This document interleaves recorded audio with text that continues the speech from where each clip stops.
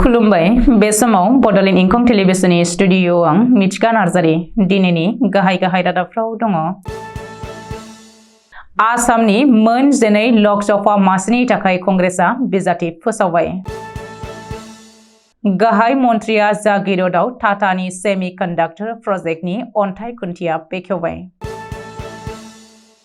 500 सानिबो बांसिन सुबुंफोरा बिजेपिआव जगदान जाहैदों। सालबारियाव बिपिएफ दोलो बुध सोद्रोमाफोरनि सावरायनाय मेलाव हाग्रामा महिलारि। सालबारि महकुमायाव मोन 8 जौगाखां अन्थाइ खाम्फा गायसनदों प्रमद बर'आ।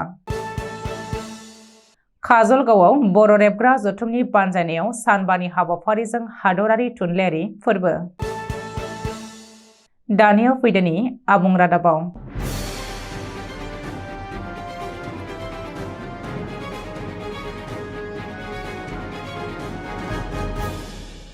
जानो गोनां लकसभा बिसायख'थिनि थाखाय बिजाथिनि फारिलाइ फोसावबाय कंग्रेसआ। आसामनि थाखाय बिजाथिनि फारिलाइ फोसावबाय कंग्रेसआ। सोर बिजाथिया बबे मासिनिफ्राय लकसभा बिसायख'थियाव बादायगोन बेनि फारिलाइखौ फोसावबाय कंग्रेसआ। अल इन्डिया कंग्रेस कमिटिनि गाहाय नेहाथारि के.सि. वेणुगोपाल रावआ खौरांगिरि मेलनि गेजेरजों आसामनि थाखाय कंग्रेसनि बिजाथिनि फारिलाइ फोसावदों। आसामनि मोन 14 लकसभा मासिनि गेजेराव मोन 12 मासिनि थाखाय कंग्रेसआ बिजाथि फोसावदों। गुबुन मोननै मासिनि थाखाय कंग्रेसआ बिजाथि होगोन ना होआ एबा महाजोतनि गुबुन दोलोनो हगारगोन बेनि बागै दासिमबो रोखा नङा। मख'नो गोनांदि कंग्रेसआ जरहाट लकसभा मासिनि थाखाय गौरव गगैनो टिकेट होदों। नगाव लकसभा मासियाव प्रद्युत बरदलै, धुबरी लकसभा मासियाव रकिबुल हुसैननो टिकेट होदों। बेबायदिनो क'क्राझाराव लकसभा मासियाव गर्जन मुसाहारि, डिफु लकसभा मासियाव जयराम इंलें, सिलचराव सूर्यकान्त सरकार, दरं उदालगुरियाव माधव राजबंशी, करीमगन्जआव हाफिज रशीद आहमेद चौधुरी, सनितपुराव प्रेमलाल गान्जु, गुवाहाटीयाव मीरा बरठाकुर, बरपेटायाव दीप बायन आरो काजिरङायाव रजलिना तिर्कीनि मुंखौ फैबाय थानाय लकसभा बिसायख'थिनि थाखाय कंग्रेस दोलोनिफ्राय बिजाथि महरै फोसावबाय। दिनै जरहाट जिल्लानि जागिरदआव टाटानि सेमि कन्डाक्टर प्रजेक्टनि अन्थाइ खुन्थिया गायसनबाय। गाहाय मन्थ्रि नरेन्द्र मदिआ दिनै गिबि मन्थ्रि डक्टर हिमन्त बिश्व शर्मानि नुजाथिनायाव जागिरदनि सेमि कन्डाक्टर प्रजेक्टनि अन्थाइ खुन्थियाखौ भार्चुएलि बेखेवदों। मख'नो गोनांदि बे सेमि कन्डाक्टर प्रजेक्टखौ टाटा ग्रुपआ 24,000 कौटि रांनि बाजेटजों बानायनो लादों आरो बे बिथांखिया आसामनि 30,000निबो बांसिन लाइमोनफोरनो थिसनथाइ होगोन। बबेखानि दिनैनि सानाव भारत हादरनाङै मोनथाम सेमि कन्डाक्टर प्रजेक्टनि अन्थाइ खुन्थिया गायसननाय जादों। बेनिनो मोनसे प्रजेक्टखौ जागिरदआव गायसनदों। 24,000 कौटि रांनि बाजेटआव आसामनि सेमि कन्डाक्टरखौ बानायगोन। बे बिथांखियाव 15,000 डाइरेक्ट आरो 15,000 इनडाइरेक्ट थिसनथाइ होनाय जागोन होननानै बे हाबाफारियाव बाहागो लानाय गिबि मन्थ्रि डक्टर हिमन्त बिश्व शर्माया बुंथिदों। उन होसोनानै थानाय आसामा दिनै दारिमिनारि मानसावगारियाव सरजाब जाबाय। गोसोखांजाथाव साननाय हनायजों आसामा सिगांलांनो हागोन। धरना आन्दलन आरो सोमावसारनायजों आसामखौ आवगायलांनो हानाय नङा। आसामनि थाखाय दिनै साना जोबथा सान नङा, आसामनि थाखाय दिनै जागायजेननाय सान। हिन्दुस्तान पेपार मिल बन्द जानाय समाव सानदोंमोन दि बे जायगायाव माबोरै जौगाखां होगोन, नाथाय बेनि राहाया फैबाय आरो सेमि कन्डाक्टर बिथांखिया आसामखौ गोदान दिगाव लानानै थांगोन होननानैबो गिबि मन्थ्रि डक्टर हिमन्त बिश्व शर्माया बुंदों। हाइलाकान्दि जिल्लायाव मंगलबारखालि 500निबो बांसिन सुबुंफोरा बिजेपिआव जगदान जाहैनायखौ मिथिनो हादों।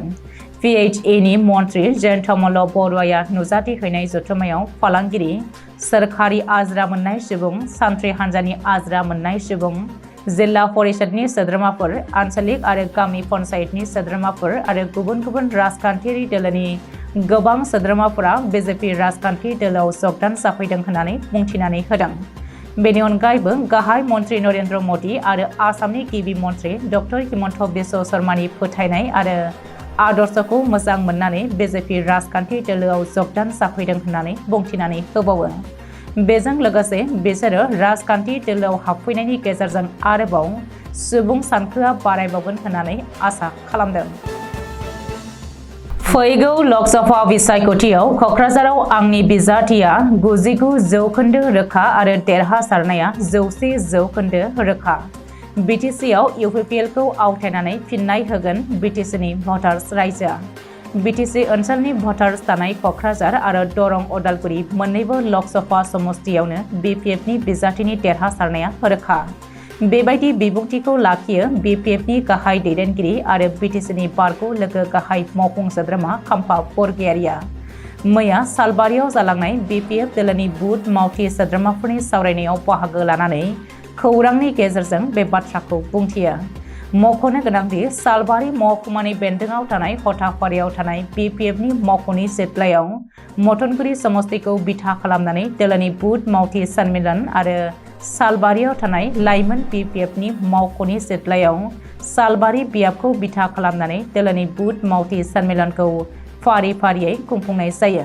बिपिएफनि मोन्नैबो बुथ मावथि सन्मिलनाव बिपिएफनि बारग' गाहाय मावफुं सोद्रोमा एबा बिपिएफनि आफादगिरि हाग्रामा महिलारि, बिटिसिनि बारग' लोगो गाहाय मावफुं सोद्रोमा खाम्फा बरगयारि, बिपिएफनि मिरु गाहाय नेहाथारि आरो बारग' एमएलए मनेस्वर ब्रह्मआ दोलोनि बुथ सन्मिलनाव बिबुंथि लाखिनायजों बुथ मावथिफोरजों लोगोसेनो सावरायलायनानै लकसभा बिसायख'थिनि जुजिनायनि लाहार फाहार खालामो। बेराफारसेथिं नोजोर होथावना बायदियै मोन्नैबो बुथ मावथि सन्मिलनाव सालबारि बियाबनि बिपिएफनि एमसिएलए आरो मिरु लाइमोन बिपिएफनि आफादगिरि जय मुसाहारिनि नुजाथिनायाव आलादा आलादायै सावरायजायो। लाइमोन बिपिएफनि जिल्ला आफादगिरिनि दोलो नागारनाय, लाइमोन बिपिएफनि सालबारि जिल्ला आफादनि आफादगिरि दिलीप स्वर्गियारिया दोलोनि आफादगिरिनिफ्राय बिबान नागारदों। दिलीप स्वर्गियारिया खौरांनि गेजेरजों मिथिहोनाय बायदिब्ला बेयो आफादगिरि बिबाननिफ्राय बिबान नागारनायजों लोगोसेनो बिपिएफनि दोलोआरि गाहाय सोद्रोमा बिबाननिफ्रायबो बिबान नागारबाय। गुबुन मोनसे मख'नो गोनांदि सालबारि महकुमायाव गोबां सोद्रोमा बिपिएफनि नेता कर्मिया दोलो नागारनायनि आबुं जाथावना होननानै बिपिएफनि सासे सुथुरनिफ्राय मिथिनो मोननाय जादों होननानै मिथिहोदों। क'क्राझारनि लकसभा समस्तियाव इउपिपिएलनि फारसेनिफ्राय मित्रजोटनि बिजाथिया फाइनाल जाबाय। नेम बायदियै टेक्स कमिटिनि मिटिंनि उनाव सानसे साननैयाव बिजाथिनि मुं फोसावजागोन। बे बाथ्राखौ मिथिहोदों बिटिआरनि गाहाय मावफुं सोद्रोमा एबा इउपिपिएलनि आफादगिरि प्रमद बर'आ। मख'नो गोनांदि बिटिआरनि गाहाय मावफुं सोद्रोमा प्रमद बर'आ मैया सालबारि फरायसालिमानि लांगोनायाव बड'फा उपेन्द्रनाथ ब्रह्मनि मोनसे गिदिर महरनि गोजोर मुसुखा बेखेवनायजों लोगोसेनो फरायसालिमायाव गोदानै लुफुंनाय मोननै स्मार्ट थाखो खथा आरो मोनसे डिजिटेल बिजाब बाख्रि हाबाफारि बायदियै बेखेवो। बेजों लोगोसेनो सालबारि महकुमा थावनियाव बर' सोमावसारनायनि गिबि मुंख्लं सुजित बर' गोसोखां अडिट'रियाम आरो सालबारि जिल्ला बर' थुनलाइ आफादनि मावख' न'बो हाबाफारि बायदियै अन्थाइ खाम्फा गायसनो। गबर्धना निमुवा पलिटेकनिक इन्स्टिटिउटनिबो अन्थाइ खाम्फा गायसनो प्रमद बर'आ। बेराफारसेथिं प्रमद बर'आ सालबारि महकुमानि बेन्दोङाव थानाय कक्लाबारि बियाबनि केएसि फरायसालिमानि गोदानै लुफुंनाय आरसिसि न'खौबो हाबाफारि बायदियै बेखेवो। बेनि अनगायैबो हरिसिंगा दलं, टुकुराकुसि माजर सोफानि लामा, सिमला बाजाराव बिर सिलागांनि मिनि स्टेडियाम, सुजित नार्जारि अडिट'रियाम आरो मिनि सिनेमा हलनि अन्थाइ खाम्फा गायसनदों। अन्थाइ खाम्फा गायसननाय हाबाफारियाव बिटिआरनि बुंथिगिरि काथिराम बर', इएम दावबायसा बर', कक्लाबारि बियाबनि एमसिएलए मन्टु बर', तामुलपुर बिधानसभा समस्तिनि एमएलए सन्दीप बसुमतारी, सालबारि बियाबनि टिसिएलसिसिनि मासिगिरि बिन'द मुसाहारि आरो लोगोसेनो गोबां गेदेमा सुबुंफोराबो आलासि महरै बाहागो लादोंमोन। बर' रेबग्रा जथुमनि 40थि जोनोम सान खुंनायजों लोब्बा लाखिनानै दिनै 13 मार्च बुधबारखालि सेथि हाबाफारिखौ जागायबाय।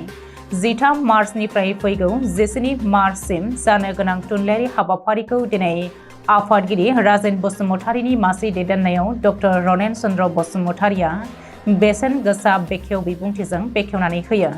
लोगोसेनो गाहाय आलासि महरै साहित्य अकादेमि बान्था मोनगिरि लक्ष्मीनाथ ब्रह्मआ गावनि बिबुंथिनि जोहै थुनलाइ सोरजिनाय आरो अनसायनायनि सायाव गुवारै बिबुंथि लाखियो।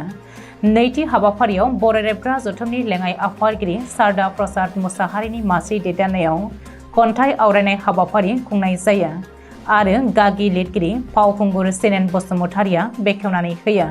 गासै सा 22 खन्थाइगिरिफ्रा गावबा गावनि सोरजिनाय खन्थाइफोरखौ आवरायलाङो।